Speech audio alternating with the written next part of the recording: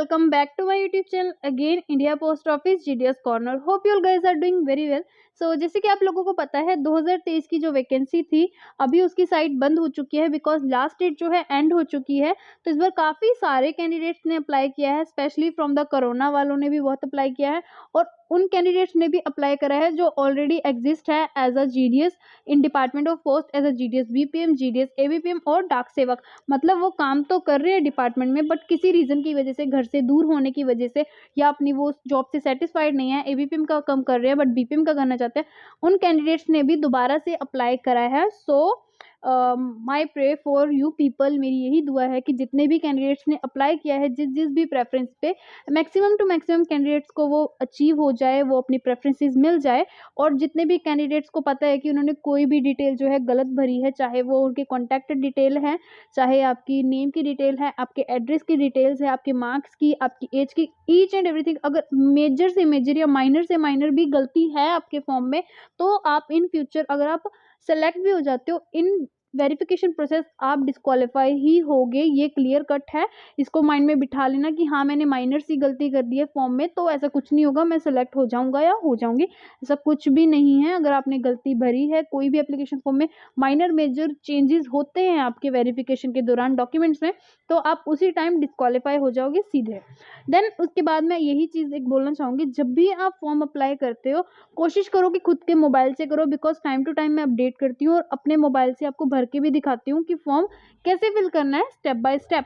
तो कभी भी कैफे पे मत जाओ, वो आपसे पैसे ले लेगा और अपनी मर्जी से कुछ भी मेजर या माइनर प्रॉब्लम्स क्रिएट कर देगा, या कोई भी गलत इन्फॉर्मेशन अगर उसने भर दी तो आपको उसका हर्जाना भरना पड़ेगा। 1 साल के लिए आप नहीं भर सकते हो, नेक्स्ट वैकेंसी जब भी आएगी आप तब भर सकते हो। तो प्लीज़ क्यों एक छोटी सी लापरवाही की वजह से आप एक चांस गवाओ, तो अपने मोबाइल से ट्राई करो कि खुद से भरो, खुद सेटिस्फाइड हो जाओ कि एक एक चीज़ आप अपने हाथों से भरो और जो भी प्रेफरेंसेस है आप अपनी मर्जी से चूज करो। सो दिस इज माई, कह लो कि एक कुछ भी है मतलब सलाह है। ओके, सो आज का टॉपिक है काफ़ी सारे जो नए GDCs आए हैं ना, मतलब आने वाले में भी कैंडिडेट्स जो हैं उनका मैक्सिमम क्वेश्चन ये था कि मैम हमें जो कंप्यूटर है वो चलाना आता है बट ना तो हमने आज तक कंप्यूटर सर्टिफिकेट लिया है और ना ही हमने एज अ सब्जेक्ट कभी भी पढ़ा है। तो उनके माइंड में एक क्वेश्चन है कि बिकॉज आपको पता है कि GDS में कंप्यूटर नॉलेज होना बहुत ज़रूरी है क्योंकि आपको RICT डिवाइस पे वर्क करना होता है और मोबाइल भी यूज़ करना होता है। तो यहाँ पे जितने भी कैंडिडेट्स हैं उनका ये क्वेश्चन था कि मैम हमें तो नहीं चलाना आता है, ना हमारे पास कोई सर्टिफिकेट है और इतने कम टाइम में हम सर्टिफिकेट कैसे इशू करवाएं, ना ही हमने अभी तक की स्टडीज़ में एज अ सब्जेक्ट कंप्यूटर को कभी पढ़ा है।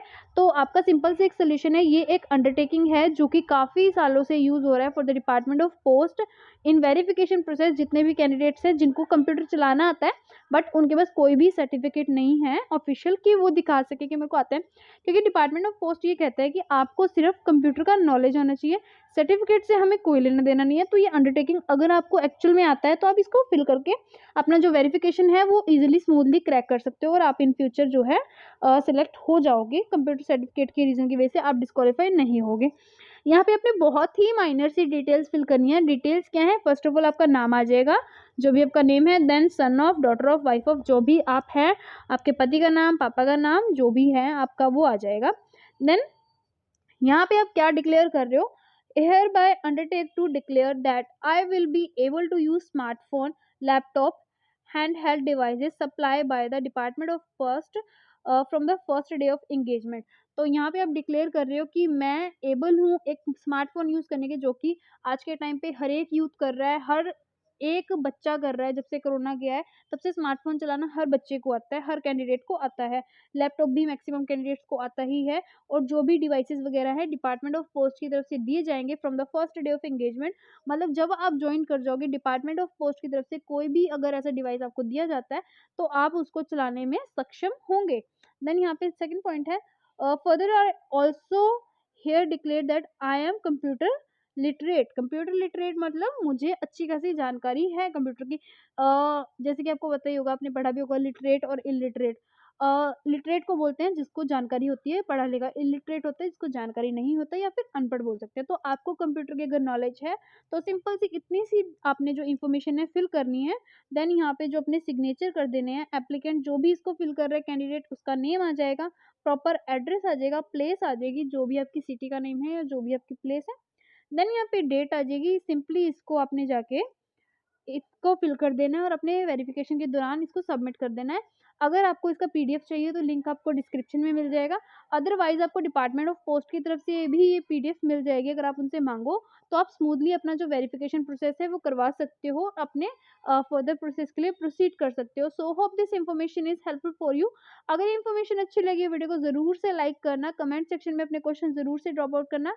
नए हो तो सब्सक्राइब कर देना, because this channel is only for you people, GDS candidates. This channel is all about GDS vacancies, selection process, or also about the GDS work profile.